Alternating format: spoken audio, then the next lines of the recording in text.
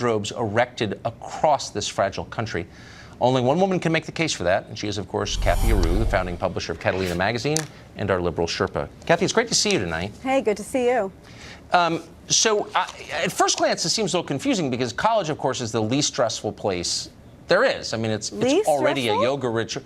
Well, sure. I mean, you go to class for 2 hours a week and get drunk the rest of the time. Oh, come on. That's Why not are college everyone's students experience.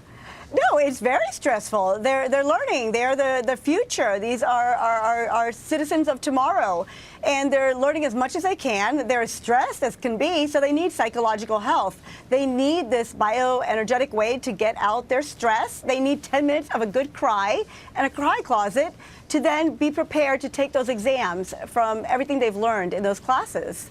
So, we don't have time for you to define bioenergetic on the show, so I'm going to let that pass, but I'm going to email you later. Thank you. But does this suggest something maybe about the fragility of their mental health? I mean, if you're so stressed about taking some dumb test at some dumb school, doesn't that mean that you're kind of on the edge of a breakdown? Well, no, don't we all need a good old-fashioned cry? This is all it's saying. This is an old-fashioned remedy to a modern-day problem. It's just about crying, 10 minutes of crying. Everyone needs a stress ball. Many people own stress balls, so this is just an interpretation of a giant stress ball. So let's say we had a war. Let's say, I don't know, pick a country, China, challenged us in some way where we had to mobilize a large number of Americans to defend the homeland. Okay. But everyone's crying. Would anybody be left to fight the war? I mean, can you really defend a country if you're encouraging kids to cry about final exams? Well, this is about psychological health. So if everyone takes a moment aside to just center themselves, ground themselves, have a cry maybe for 2-3 minutes, and then go fight that war, I'm sure the war would be won with people in such a great state of mind. Could you take a break conceivably between battles to cry? Well, I think the break would probably have to be done before the battle, but they would be in the right mindset before that battle that they would win that battle. So I think that's what this whole closet is about, the cry closet. It's about getting in that right state of mind. So, yeah. Would you want to use a closet others have cried in? I don't think I'd have a problem with it. It sounds very cozy, and Google has done this out in Silicon Valley. So many companies have created these ping pong tables and very comfortable corporate settings where people can let off steam. So if a cry closet is called for, how about like a petting zoo? Like a bunny stroking station? Is that too far, or could you envision that? You know, it's the future. If people are comfortable and work better after being centered and calmer, then why not? Bring the bunnies in, yes. Let me just ask you a macro point, and we haven't talked about this, I don't want to shock you or anything, but like I thought the whole idea was to get people to come out of the closet.